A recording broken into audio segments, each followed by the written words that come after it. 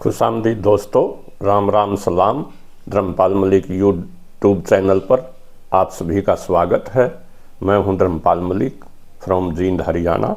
तो भाइयों, आज हम आपको बताएंगे इंडस वाटर ट्रीटी, ये सिंधु नदी की जल संधि क्या है, कब बनी ये और किसने बनाई, इसके ऊपर किस किस के हस्ताक्षर हैं।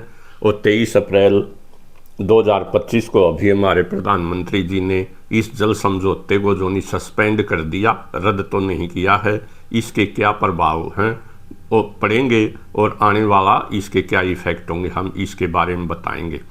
भाइयों, जैसा कि हमें हिस्ट्री को पढ़ने वाले आदमी हैं और समय समय पर आपको बताते रहते हैं कि इस प्रदेश को, नॉर्थ इंडिया की प्रदेश को जो है नी अफगानिस्तान से लेकर और जो है नी नॉर्थ इंडिया को जो नी सप्त सिंधु कहा जाता था, जिसके अंदर 7 नदियां थी। इंडस जिसकी मुख्य नदी थी, फिर ये पंजाब की आज की 5 नदियां थी, जिसके अंदर झेलम, चिनाब, रावी, ब्यास, सतलुज और 7वीं नदी होती थी सरस्वती नदी। ऐसा वेदों के अंदर मिलता है और जो नी हरियाणा की तारीख के अंदर भी मिलता है। थरीलाल जो हरियाणा किताब है रामसाई वर्मा जी की, उन्होंने भी लिखा है कि 4000 साल पहले सरस्वती नदी किन्हीं कारणों से बंद हो गई और उसका ज़्यादा पानी जोनी सतलुज नदी में और यमुना नदी के अंदर चला गया। कुछ इतिहासकार ये भी कहते हैं कि आज की जो नदी है हमारी घग्गर नदी, इसी रास्ते से जोनी वो बड़ी नदी थी सरस्वती, और उसे पाकिस्तान के इलाके में आकड़ा नदी कहते थे। उसका पानी भी बहुत ज़्यादा कम हो गया है। ये सारी आकड़ा नदी ही सरस्वती नहीं थी किसी ज़माने में, लेकिन प्राकृतिक कारणों से उसका पानी बंद हो गया और अब ये सीजनल नदी बन गई, केवल बरसाती नदी बन गई। एक ज़माने में इसका पानी पाकिस्तान तक जाता था, वहीं से आकड़ा कहते थे और ये सतलुज में मिल जाती थी। चलो, हमारी 7 नदियां थी और इस प्रदेश को सप्त सिंधु कहा जाता था। फिर आते हैं मुगल। मुगलों ने जो इस इलाके को पंजाब का नाम दिया। पंज में 5, जहाँ 5 नदियों का पानी हो उसे पंजाब कहते हैं। और ये 5 नदियां थी झेलम, चिनाब, रावी, ब्यास और सतलुज। और चिनाब नदी इनमें सबसे बड़ी नदी थी। चिनाब नदी को जो नहीं, चिनाब में नहीं होता चांद का पानी। पंजाब की जितनी भी लोक कथाएं हैं, चाहे वो मिर्ज़ा जट सोनी माईवाल की हो, चाहे वो मिर्ज़ा जट की कथा हो, चाहे वो हीर रांझा की कथा हो, वो सारी जो नी चिनाब नदी के इर्द गिर्द घूमती हैं। ये इलाका सबसे मेन इम्पोर्टेंट इलाका था पंजाब का, जिसे पंजाब कहा गया। इसी से ज़्यादा सैनिक मिलते थे, इसी से ज़्यादा रेवेन्यू मिलता था, तो इस इलाके को पंजाब कहा जाता था। लेकिन दुर्भाग्य से राजा महाराजा आते रहते थे, जाते रहते थे। अनेकों हजारों राजा आए और हजारों चले गए, लेकिन जनता को किसी ने नहीं छोड़ा, किसी ने नहीं छेड़ा। जनता से केवल टैक्स लिया जाता था और जनता आराम से रहती थी। लेकिन 1947 का दौर एक ऐसा आया, अंग्रेज आए पहले तो इस 1849 के अंदर अंग्रेजों ने पंजाब के ऊपर कब्जा कर लिया और उन्होंने देखा कि ये इस देश का सबसे इम्पोर्टेंट इलाका है। पहले तो 1901 में उन्होंने पंजाब को तोड़ा, 5 जिले तोड़कर खैबर पख्तूनख्वा, जिसको कहते हैं नॉर्थ वेस्ट फ्रंटियर स्टेट, एक इलाका बना दिया गया, एक प्रांत बना दिया गया। फिर उन्होंने जो है दिल्ली को 1911 के अंदर पंजाब से अलग किया। ये दिल्ली भी अब एक बहुत ही इम्पोर्टेंट डिस्ट्रिक्ट था पंजाब का। उसके बाद 1947 में उन्होंने जब देश का डिवीज़न किया तो इसके अंदर भी पंजाब का और बंगाल का जो नहीं वो डिवीज़न किया गया। रेड क्लिफ लाइन एक बिल्कुल जो नहीं वो कागज़ों के ऊपर खींच दी गई, जिसकी कोई नेचुरल बाउंड्री नहीं थी। तो जब देश का बंटवारा हुआ, पंजाब का बंटवारा हुआ, तो नदियों का बंटवारा भी हुआ। 2 नदियां जो नहीं वो झेलम और चिनाब वो पाकिस्तान की तरफ चली गई, पाकिस्तानी पंजाब में। रावी, ब्यास, सतलुज जो नहीं हमारे हरियाणा वाले, इंडिया वाले पंजाब में आ गई। लेकिन ये 5 नदियां जाती इंडिया से थी, जम्मू कश्मीर से या हिमाचल प्रदेश से। अपर हैंड हमारा था, जिसको ऊपरी घाटी कहते हैं, और निचली घाटी जो नहीं वो पाकिस्तान के अंदर जाता था।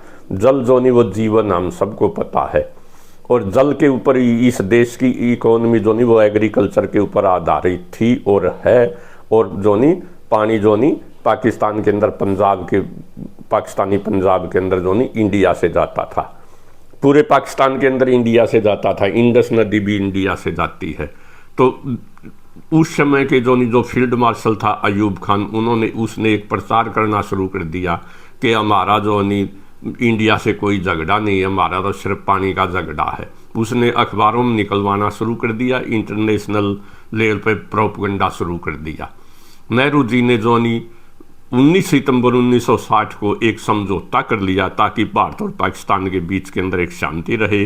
वर्ल्ड बैंक इसका वो मिडल मैन बना और इस 19 सितंबर 1960 के समझौते को ही इंडस वाटर ट्रीटी कहते हैं।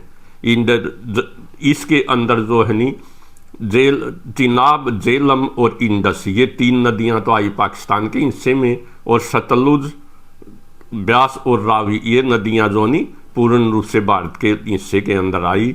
और उन नदियों का भी जो पाकिस्तान के हिस्से में आई, कुछ पानी का प्रयोग इंडिया कर सकता था। ट्रीटी के अनुसार 30% पानी इंडिया को मिला और 70% पाकिस्तान को मिला। इस संधि के अंदर इंडिया ने दिया ही दिया, लिया कुछ नहीं, जबकि पानी अपर हैंड हिंदुस्तान का होना था, क्योंकि जब भी दुनिया के अंदर नदियों के ऊपर समझौते होते हैं तो उस ट्रीटी के अंदर अपर हैंड उस देश का होता है जिस देश से नदियां निकल के जाती हैं, या नदियों की ऊपरी घाटी जिस देश के अंदर होती है। लेकिन यहाँ इसके एकदम उल्ट हुआ। क्यों हुआ ये या तो नेहरू जी जानते हैं या उस समय के नेता जानते हैं, क्योंकि आदमी man is the child of environment. उस समय की परिस्थितियों को देखना होता, 1960 में क्या परिस्थितियां थी, क्यों समझौता हुआ। लेकिन उसके बाद भी शांति नहीं। 1965 में फिर भारत और पाकिस्तान का युद्ध हो गया। उन्होंने कहा कि अब आपने नदियां तो दे ही दी, कश्मीर का आप क्या करोगे, ये भी हमें दे दो। वार हुआ, किसी को कुछ नहीं मिला। हिंदुस्तान वाले लोग कहते हैं हमने 65 की लड़ाई जीत ली, पाकिस्तान वाले कहते हैं हमने जीत ली, लेकिन किसी के पास भी, दोनों देशों के पास 100 गज जगह भी नहीं दिखाने के लिए। इसी लड़ाई दोनों देशों ने हारी है, क्योंकि इकोनॉमी के दोनों देशों की खराब हुई, जवान दोनों देशों के शहीद हुए, और फायदा हुआ तो केवल अमेरिका और रूस को हुआ। वो दोनों अपने हथियार बेचकर और फायदा कमाकर जाते रहे, और हमें आदेश दे दिया गया कि जहाँ से सेनाएं चली थी वो उसी बाउंड्री के ऊपर पहुंच जाए, किसी को कुछ नहीं मिला। तो ये इसका मतलब ये है कि इंटरनेशनल ताकतें वो अब भी इस इलाके के अंदर उनका प्रभाव है, इस इलाके के अंदर नहीं, सारी दुनिया में उनका प्रभाव है। चलो एक समझौता हो गया, हमारे 3 नदियां हिस्से में आ गई, और 3 नदियां पाकिस्तान के हिस्से में आ गई। उनका कुछ जल हम प्रयोग कर सकते थे लिमिटेड पावर के साथ, जैसे बिजली बना सकते थे, लेकिन नदियों का रास्ता नहीं बदल सकते थे, और पानी वापिस उसी नदी में डालना होता था। जब भी हिंदुस्तान ने इन नदियों के ऊपर, झेलम, चिनाब और इंडस के ऊपर कोई विशेष रूप से झेलम और चिनाब के ऊपर बिजली परियोजना बनाई, तभी पाकिस्तान ने अडंगा डाला और वो उसके इंटरनेशनल कोर्ट में या वर्ल्ड बैंक के पास केस को लेकर के गया। जैसे 1987 में सलाल प्रोजेक्ट पूरी हुई है चिनाब नदी के ऊपर, उसके ऊपर पाकिस्तान ने केस डाला। इसी तरह से नीलम नदी है, झेलम नदी की जो ट्रिब्यूटरी है, सहायक नदी है, उसके ऊपर जब भारत ने किशन गंगा जलाशय बनाया, वो उसको बिजली पैदा करने के लिए, उस केस को भी कोर्ट के अंदर लेगा पाकिस्तान। जब भी इंडिया कोई भी प्रोजेक्ट बनाता है तो पाकिस्तान उसको कोर्ट में ले जाता है।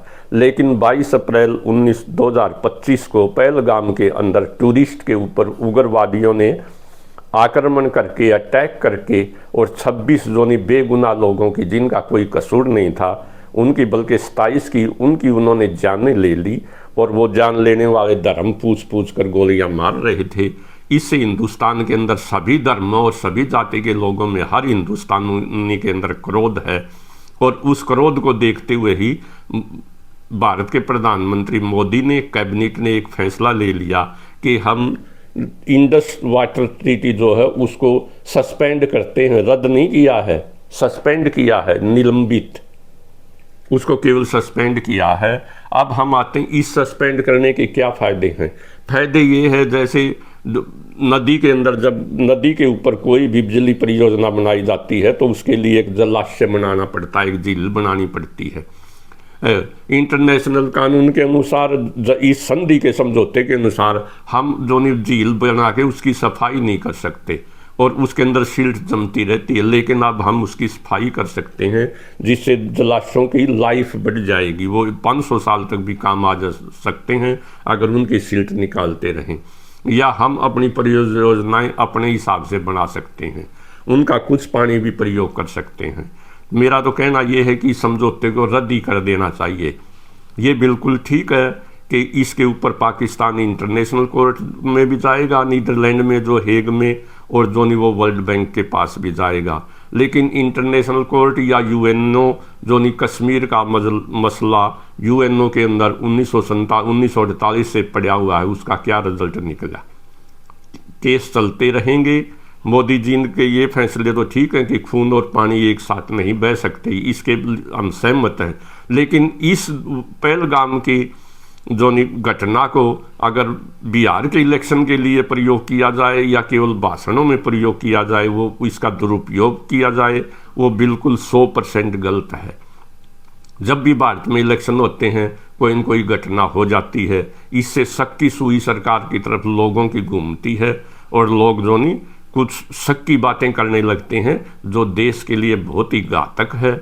और इसके ऊपर अगर हिंदू मुस्लिम की खाई खोदी जाती है तो हमारी जो है नी 25 करोड़ के लगभग हमारे देश में मुसलमान हैं जो हमारे भाई हैं, जिन्होंने इस देश के लिए कुर्बानियाँ भी दी हैं।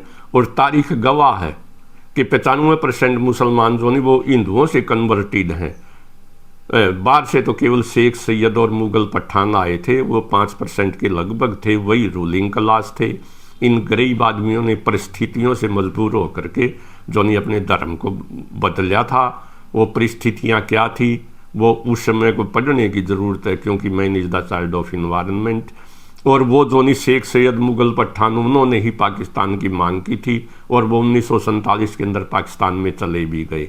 यहाँ जो मुसलमान भाई रह रहे हैं वो यहाँ के मूल निवासी हैं, हमारे भाई हैं, वो देश भगत भी हैं, उनको भी ये देश उतना ही प्यारा जितना हमें प्यारा है। इसलिए मेरी तो यही अपील है कि कम से कम भाईचारे को ख़राब न किया जाए और इस देश की तरक्की के लिए हिंदू मुस्लिम सिख ईसाई सभी की एकता बहुत ज़रूरी है और हम सब इस देश के नागरिक हैं। तो इसका संधि का इफ़ेक्ट क्या होगा? इससे अगर हम जो नहीं पानी जो नहीं सिंधु नदी कोई पानी की टूटी तो है नहीं, वो 1 मिनट में बंद कर दिया। इससे हम जो नहीं झेलम नदी का और इसका चिनाब नदी का 20-25% तक पानी कंट्रोल कर सकते हैं, लेकिन उसके लिए समय लगेगा, डैम बनाने पड़ेंगे, जलाशय बनाने पड़ेंगे और कम से कम 10 साल का समय लगेगा। लेकिन अगर सरकार इस गंभीरता से इसके ऊपर काम करेगी तो इसका हिंदुस्तान को बड़ा फ़ायदा है और पाकिस्तान को भी हिंदुस्तान के ऊपर अटैक करने के लिए 100 बार सोचना पड़ेगा। इसलिए इसको सस्पेंड करना, सस्पेंड क्या, मैं तो ये कहता हूँ रद्द ही कर देना चाहिए, वो बहुत ज़रूरी है। और ये अच्छा कदम सरकार ने उठाया है, लेकिन अच्छा कदम ये तभी सिद्ध होगा इसके पॉलिटिकल फ़ायदे ना उठाए जाएं और जो नहीं इसको इम्प्लीमेंट किया जाए, न कि केवल भाषणबाजी के अंदर छोड़ा जाए। ये थी मोटी मोटी बातें इंडस जोनी वाटर ट्रीटी के बारे में। भाइयों, अगर आपको ये पसंद आए तो कृपया चैनल को सब्सक्राइब करना, वीडियो को लाइक करना। धन्यवाद। जय हिंद।